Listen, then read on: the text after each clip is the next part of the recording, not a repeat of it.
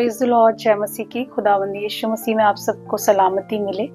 The Lord wings ministry में मैं आपका स्वागत करती हूँ और आज मैं आपसे बात करना चाहती हूँ जो कि पाया जाता है वचन में, लूका और उसका 15वां अध्याय। और इस अध्याय को जब मैं पढ़ रही थी तो मैंने वहां पर खोई हुई भेड़ और खोए हुए सिक्के के बारे में पढ़ा। हालेलुया। परमेश्वर के वचन में जब आप खोई हुई भेड़ के दृष्टांत को पढ़ेंगे तो वहां पर ऐसे लिखा हुआ है कि एक चरवाहा है और उसके पास 100 भेड़ें हैं और उन 100 भेड़ों को जब वो चराने के लिए ले गया, जब वो उनकी चरवाही कर रहा था, उस वक्त में जब वो वापस उनको लेकर आता है तो जो 99 भेड़ें उसके साथ आती हैं और एक भेड़ वहां नहीं होती है। इट मीन्स वो भेड़ भटक जाती है। ऐसे ही जब आप नीचे आएंगे लूका 15 और उसकी 8 आयत से उसकी 10वीं आयत तक जब आप पढ़ेंगे तो वहां आप पाएंगे एक सिक्के का दृष्टांत है। एक औरत है और उसके पास 10 सिक्के हैं जिसमें से एक सिक्का उसका खो जाता है और उसके पास 9 रह जाते हैं। जब आप इन्हें पढ़ेंगे तो उसके अंत में जब आप आएंगे तो वहां देखेंगे कि चरवाहा भेड़ को ढूंढने गया और वो औरत सिक्के को ढूंढने गई। हालेलुया। मैं जब इस दृष्टांत को पढ़ रही थी और जब मैं सिक्के के दृष्टांत को पढ़ रही थी, भेड़ के दृष्टांत को पढ़ रही थी, तो मैंने भेड़ के ऊपर गौर को किया कि भेड़ जो है वो एक ऐसा जानवर होता है जो बिना अपने चरवाहे की नहीं चल सकता। वो सबसे ज्यादा मूर्ख, जिसे कहा जाए कि सबसे ज्यादा मूर्ख जो जानवर होता है वो वही होता है, बेवकूफ जिसे कहना चाहिए। हालेलुया। और परमेश्वर के वचन में जब कभी भी मनुष्यों के बारे में बात की गई या आत्माओं के बारे में बात की गई तो वहां पर मछली या भेड़ वर्ड को यूज किया गया। हालेलुया। क्योंकि भेड़ जो है वो सबसे ज्यादा मूर्ख होती है। जब तक आप उसे चराई ना कराओ, जब तक आप उसे रास्ता ना दिखाओ, वो नहीं चल सकती, वो दूर का नहीं सुन सकती और वो अपनी मर्जी से कोई डिसीजन नहीं ले सकती। इसलिए परमेश्वर ने बहुत सारी जगहों पर मनुष्य को भेड़ के साथ कनेक्ट करके दिखाया।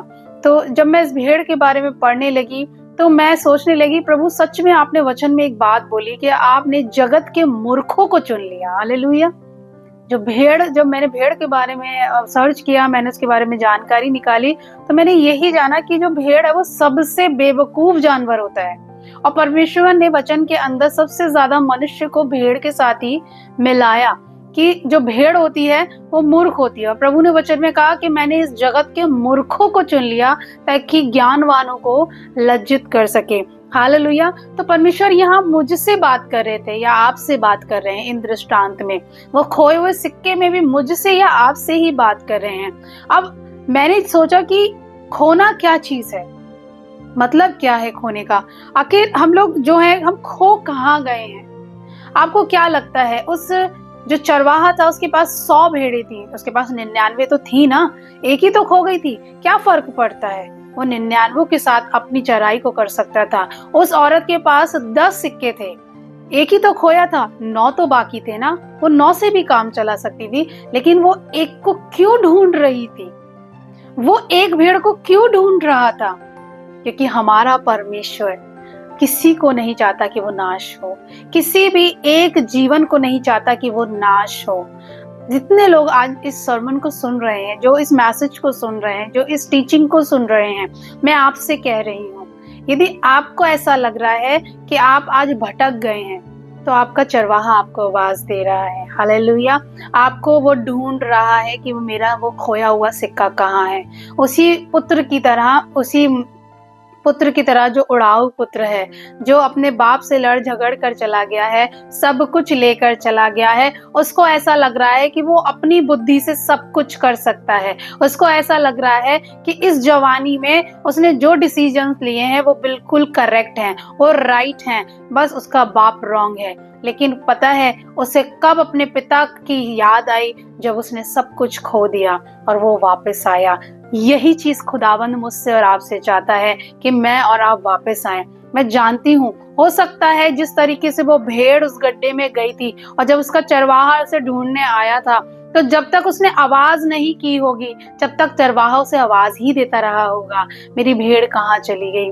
हो सकता है उसने अपनी भेड़ों के नाम रखे हों, हालेलुया। हमारा खुदा भी हमें हमारे नाम से जानता है ना। वो हमें हमारा नाम लेकर पुकारता है, वो हमें हमारा नाम लेकर बुलाता है, हर रोज बुलाता है। अगर आज मैं और आप किसी भी गड्ढे में गिर गए हैं, उसके पास, उस खुदा के पास बहुत लोग हैं जो उसकी सेवा कर रहे हैं, बहुत लोग हैं जो उसकी आराधना कर रहे हैं, बहुत लोग हैं जिसके वचन के सुसमाचार को लोगों तक पहुंचा रहे हैं। लेकिन फिर भी वो किसी एक को ढूंढ रहा है, वो फिर भी किसी एक सिक्के को ढूंढ रहा है, वो फिर भी किसी एक भेड़ को ढूंढ रहा है जो खो गई है, जो भटक रही है। जब वो भटकी थी उससे पहले वो अपने चरवाहे के पास थी। जब वो सिक्का खोया था उससे पहले वो उस औरत के पास ही था। इट मीन्स जब तक वो अपने चरवाहे के पास थी तब तक वो सेफ थी, वो सुरक्षित थी। मैं और आप जब तक अपने चरवाहे के पास हैं, अपने खुदावंद के पास हैं, अपने यीशु के पास हैं, तब तक मैं और आप सेफ हैं। लेकिन जिस दिन आप और मैं भटक गए, जिस दिन मैं और आप खो गए, उस दिन वो फिर भी हमें ढूंढने आता है। फर्क इतना है, हम उसे आवाज नहीं देते। जब उसने उस भेड़ को पाया तो उसने उसे कांधों पे बिठाया और उन 99 के पास वो खुशी से गया।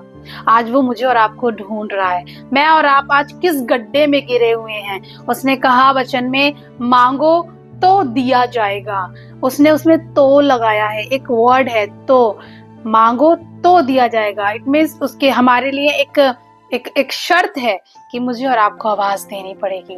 उस भेड़ ने एक आवाज तो की होगी, जैसे भी भेड़ बोलती है मैं करके या कैसे भी करके, उस गड्ढे के अंदर से वो लगातार आवाज देती रही होगी, मालिक मैं यहाँ हूँ, मैं इस गड्ढे में हूँ, तू मुझे निकाल, मुझे निकाल। और किस आशा से वो आवाज दे रही होगी कि मेरी आवाज मेरे मालिक तक पहुंच जाएगी। मेरे और आपके पास भी आज समय है, आज तौबा का समय है, अभी समय है। पता नहीं कब तुरही बच जाए और मेरे और आपके पास समय ना हो। आज मैं और आप किस गड्ढे में हैं, इस गड्ढे के बारे में हम आज सोचेंगे कि क्या कारण है खोने का, क्या कारण है। क्या वो भेड़ अपनी उन 99 भेड़ों के संग जब थी, 100 थे वो पूरे भेड़े, तो क्या उनका चरवाहा उन्हें अच्छी घास नहीं दे रहा था? क्या अच्छी चराइयों में नहीं ले जा रहा था? क्या अच्छी तरह रख नहीं रहा था? क्या वो एक खोया हुआ सिक्का क्या ठीक नहीं था उन 9 के साथ? क्या एक अच्छे बटुए में नहीं था? क्या अच्छी तिजोरी में नहीं था? फिर भी वो भटका क्यों? फिर भी वो खोया क्यों? जब वो चरवाही, मैं सोचती हूँ कि जब वो चरवाहा अपनी भेड़ों को, 100 भेड़ों को जब ले गया होगा, उसने सबको फ्रीडम के साथ छोड़ा होगा, जैसे मेरा आपका खुदा मुझे और आपको छोड़ता है। उसने मेरे और आपके लिए चॉइस ही चॉइस दी है। तुम चाहोगे तो, तुम करोगे तो, तुम मांगोगे तो, तुम ढूंढोगे तो, तुम खटखटाओगे तो। उसने चॉइस दी है। सेम उस चरवाहे ने भी अपनी भेड़ों को चॉइस दी होगी, लो चरो तुम, जो तुम्हें अच्छा लगता है उसे चरो तुम, जो तुम्हें अच्छा लगता है उसे खाओ तुम। ऐसे ही हमारे खुदा ने भी हमें संसार में छोड़ दिया है ना।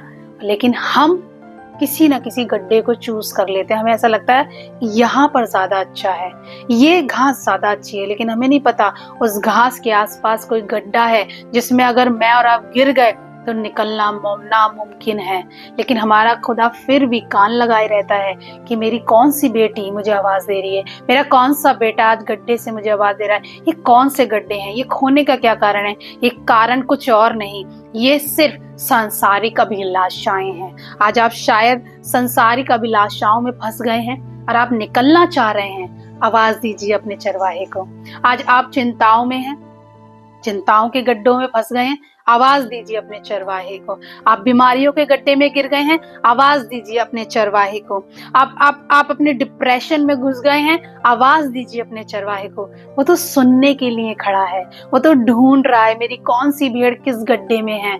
मैं इस भेड़ को निकालना चाहता है वो, और उस भेड़ को अपने कांधे पे बिठाना चाहता है और उल्लास करना चाहता है। आपको पता है, जो शादी ब्याह हमारे घरों में होते हैं, जब हम अपने घरों के अंदर उल्लास करते हैं, आनंद मनाते हैं, वो कुछ क्षण का होता है, कुछ समय का होता है। 1 घंटा, 2 घंटा, 3 दिन, 4 दिन, 5 दिन, 1 हफ्ता, उसके बाद सब शांत हो जाता है।